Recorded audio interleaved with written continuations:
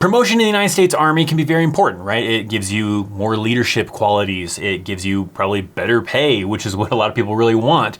And sometimes you're doing things wrong that is holding you back from either getting promoted like to a non-commissioned officer or getting promoted early, because at some points you get automatically promoted anyways, but you want to get that money a little bit sooner and you want to get those early promotions. But there are things that are possibly you're doing wrong.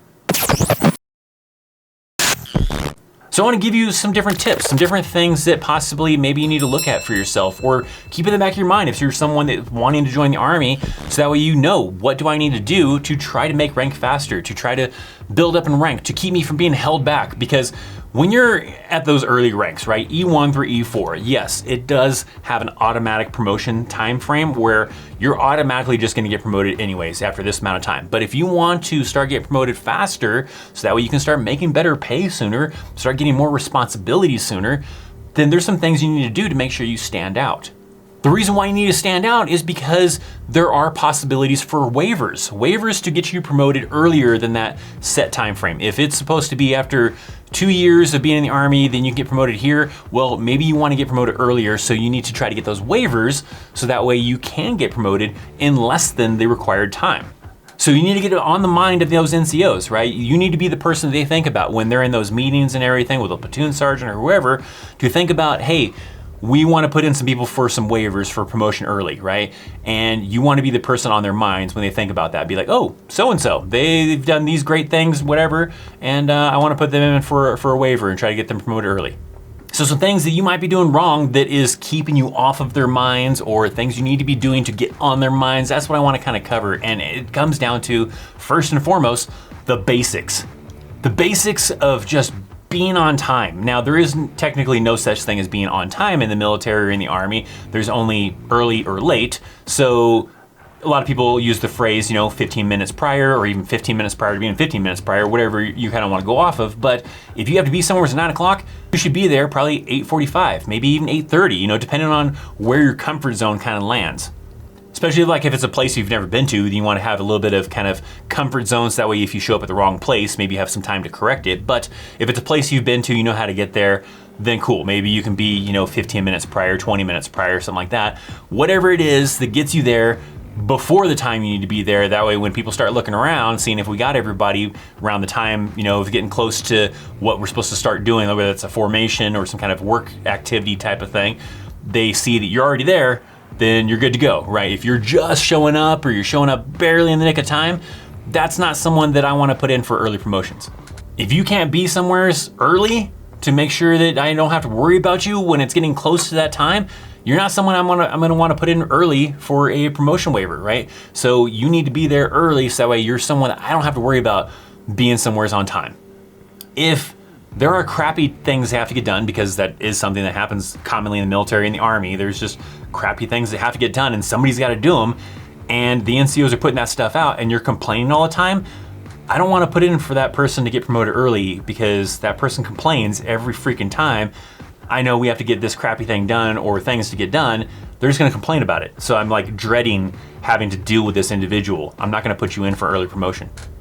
Sometimes things suck, right? There's taskings that come down that are just crappy taskings you don't agree with, you don't want to do, they're horrible, whatever, right? You just need to keep that to yourself, or at least keep it within your tight group of friends.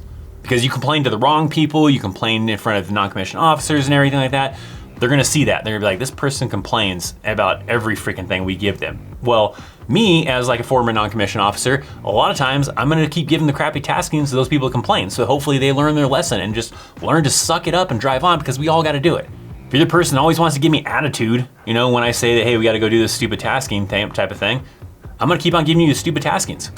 Now, sometimes, even when you're the good soldier, you still get stuck with stupid taskings, because that's just the people that are available at the time. But if you're the person that just drives on and doesn't complain about things that need to get done, then I'm gonna try to give them to you less often compared to the people that are complaining all the time. But mainly when it comes down to promotions, right, I need the people that can be reliable to get the crappy things done without me having to worry about them giving me some lip about it, giving me rolly eyes without complaining about it. They just, hey, this sucks, got it, I'll get it done.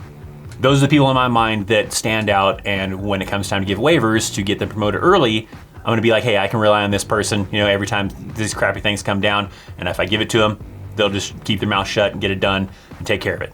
Taking initiative is very key, right? If you are sitting around in the workplace just doing nothing and there are things that need to be done and you're like, well, nobody said to do it, so I'm just gonna sit around until someone does show up and say, hey, we need to get this done.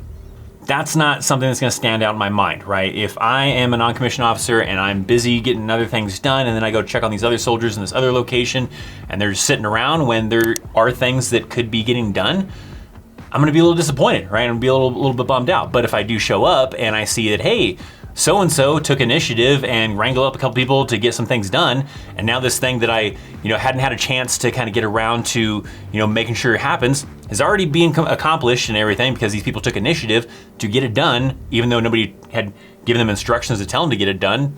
Great, that's a good thing of taking initiative. Working in the motor pool, right? You know that things have to be like squared away, looking good, cleaned, right? If nobody has come around to give you any kind of specific tasking, so you don't know really specifically what has to get done, you have the basics, right? So you're like, hey, while we wait for NCOs to show up, while we wait for Sergeant so-and-so to show up, let's start cleaning some stuff up and get everything nice and good, so at least that's knocked out. And then when they show up and they have some other things to get done, then we'll work through those. So you gotta take initiative, but you should also take initiative to learn about your job, learn more about your job, be engaging. Like you have an NCO that's doing something that you don't know how to do, or someone else is doing something that you don't know how to do, take the initiative to want to learn how to do that task. If I'm an NCO and I'm doing something and I know how to do it, but some of these other soldiers don't know how to do it, right? I mean, I should be trying to wrangle them up to show them how to do it. But if there's someone that takes that initiative without me having to ask for people to come see how to do this, and there's like, hey, I wanna learn how to do that. Can I tag along so I can help you learn how to do it and all that kind of stuff like that? That still stands out in my mind as someone that wants to take the initiative to learn and might be something I consider when I'm like, hey, maybe this person should get promoted earlier because they take that initiative to try to go that extra step and learn more about their job. Volunteer for everything. Now, I have mentioned this before, and I've said that eventually, if you volunteer for everything, it probably pays off. But here's the key thing, right? I have some tasks I have to get done. I know they suck. Sometimes I'm just gonna be like, hey, let me get 2 volunteers, right, to go take care of this, not even tell you what it is, right? And if I notice that there's certain individuals that are never volunteering for that kind of stuff, I'm probably just gonna pick them, right? Even though there's other people that raise their hand and be like, man, Private so-and-so, that person never raises their hand when I ask for some volunteers. Well, hey, you just got voluntold, right? You may have heard that expression. I've probably mentioned it before. You're gonna do it because you're not volunteering for it. Now, if you are that person who volunteers for it, sometimes it pays off. Sure, sometimes you are volunteering for a crappy tasking. I need 2 people, you volunteered for it. Okay, hey, I need you guys to go take care of this tasking, right? But maybe if I notice that you're the person that always volunteers every time, I'd be like, hey, so-and-so, you always volunteer every time. Let me get somebody else. Come on, somebody else volunteer, right? And I'm probably gonna voluntold again, maybe pick someone, that didn't volunteer, right? But sometimes it'll pay off. And hell, even sometimes I've seen it pay off where, let me get 2 volunteers, right? And these 2 volunteers, quickly raise their hand, cool. Hey, head back to the barracks. You're off for the rest of the day. Now give me 2 more people. And then those people think, oh, maybe we're gonna get a day off too. No, you're gonna go do the crappy tasking. You should have volunteered the first time. So volunteer for everything, all right? Sometimes it pays off, sometimes it does get you a crappy tasking, but nonetheless, you will stand out in those NCOs' minds, hopefully, to see that you're someone that will volunteer to get it done, even if you don't know what the tasking is for. Now, it's important to know how to do your job, but more important, it's also important to know how to do the person above you, and maybe even the second, maybe 1 or 2 levels above your own, because that can also especially lead into like non-commissioned officers, because non-commissioned officers, to get sergeant and like staff sergeant, you have to get recommended for the board. It's not an automatic time frame where you're automatically getting promoted to sergeant or automatically promoted to staff sergeant. So you have to stand out to be recommended for the board. If I have a specialist that knows how to do my job, well, that's gonna be a little bit more kind of incentive for me to want to recommend that person to go to the promotion board because I know that they can handle this type of job. So knowing how to do like the team leader's job, the squad leader's job, the section sergeant's job, whatever kind of level is 1 or 2 levels above yours, it's good to know how to do that. That way I can rely on that person when they get promoted to be able to do that job. So that's more likely for me to want to recommend them to get promoted because I know they can probably handle it. And confidence is the key. Confidence is the key thing. If I see a soldier that just does not seem very confident in their abilities to do things, their abilities to lead other soldiers, to be in charge, to do other things. They're just kind of skittish around that kind of a thing. That's gonna kind of lean me against wanting to recommend that person to the board, because I don't feel like they're very confident. I don't feel like they're gonna be the person that's going to be able to take charge, right? So you gotta have that confidence level. Sometimes that comes from knowing your job, right? Being comfortable with knowing your job really well. So the steps prior of making sure you take the initiative to be able to learn your job really well helps build you that confidence sometimes too. Because if you're all skittish about this job and you're like, I don't know, that's kind of a lot of responsibility, I don't know if I can handle that, that's not the right answer. You need to be confident in your job and know how to do it. Other people that I want to look at for promotions to send them to the promotion board for like sergeants is people that take charge, right? If you're not someone that's gonna take charge, I mean, it still kind of even goes back to the taking initiative thing, or doing something without being told to do something. If I see that there is like a specialist so-and-so that will take charge and be like, hey, let me grab a couple of guys to help me go do this task and stuff like that, because I want to take initiative to get this done, right? So we can get out of here on time, we can get these missions accomplished, then that's good. That's the person that probably I want to recommend to go to the board. Sometimes NCOs will even test those people, right? It would be like, hey, let's have specialist so-and-so grab a few people and go knock this out, and let's see how they can do with that, with that little bit of kind of responsibility. So you're going to do that. You're like, hey, grab a couple soldiers and go down to the motor pool, knock this out, and see how they kind of do the job of like, kind of a trial run of being an NCO, of being a leader kind of a thing, and see how well they are able to take charge.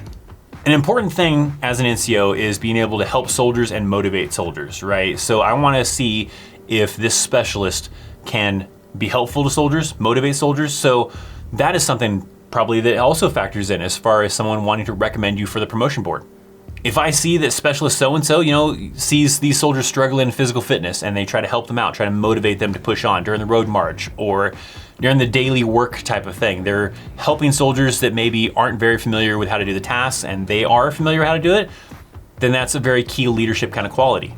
So that also kind of ties into knowing your job and knowing some people is above it, right? So making sure that you know the job well enough that you can help some of these younger soldiers that don't know how to do the job yet. You're showing them, you're educating them and helping them to get better. And that's the qualities we want to see usually in, future NCOs. So making sure they know how to lead those soldiers, making sure they know how to help those soldiers improve on their skills and motivate them. Those are really some key things that I kind of wanted to focus on for this to help get that into the back of your mind. Some of you may not even be in the Army yet. You're thinking about joining, maybe you've already got a ship date and everything like that. But if you keep those things in your mind and you take that with you when you get to your first duty assignment and you apply a lot of these skills, that can help you, move through the ranks a little bit quicker. It's not a guaranteed thing, but it can help factor in. I mean, sometimes it sucks, and sometimes you just get stuck with crappy leadership that doesn't pay attention, doesn't really give a crap. They just want to get through to retire, to move on to their next duty assignment, whatever. So they don't put a lot of effort into it. Maybe they were crappy NCOs in the first place type of thing. So they're not really putting forth the extra effort to try to get their soldiers promoted early or anything. They really don't care, and that sucks if you're in that situation. Hopefully you don't end up in that situation. Hopefully you end up with some good leadership, some good NCOs that are paying attention to that stuff when you are doing the right thing and will be like, okay, hey, I realize this person is putting the extra effort forward. I'm gonna put the extra effort forward to try to get that person promoted earlier so that way they see that, hard work does pay off. Not guaranteed, like I said, but hopefully as long as you can say that you're at least doing the right steps, then at least you can say that you did your part, right? If someone above you isn't doing their part, that sucks and that's a horrible situation, but at least it can't fall back on you to be the reason why you're not getting promoted. The reason why you're not getting promoted is because you complain about this all the time. The reason why you're not getting promoted is because you're not taking initiative, whatever. You can at least say to yourself or to whoever that I am doing all of these things. I should be getting promoted early. I should be getting recommended for the promotion board, whatever. My veterans out there, if you have some tips, I'd love to hear about them down in the comment section. Things that you've seen that work pretty well as far as standing out in people's eyes for getting recommended for the board or getting recommended for some of those promotion waivers, whatever the case might be. Make sure you stick around for some more videos, some more content from this channel. So make sure you're subscribed, you click on that bell so you can join the notification platoon and get those alerts as soon as new videos go live, to include the live streams that we do. So make sure you check out links down in the description, check out some videos that maybe popped up on the screen and subscribe, all that kind of fun stuff. Thanks for hanging out. I'm Christopher Chaos and I will see you next time. See ya.